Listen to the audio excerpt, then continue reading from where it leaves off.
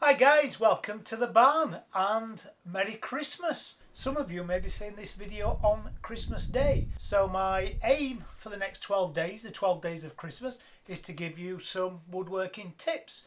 JP's Christmas woodworking tips. So straight into it, because I know we're all rushing at this time of year. We've all got lots of things to do.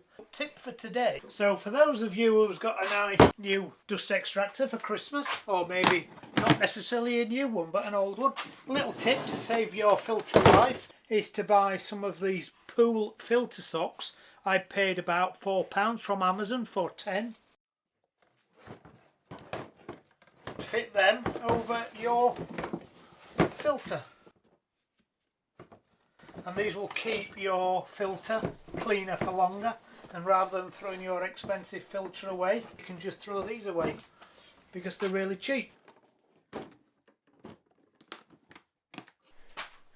And tip number 2, just because it is Christmas, not all dust extractors fit every hole, so get yourself some of this sticky back tape and stick it round your spout. It peels off easy enough if you need to change it or amend it.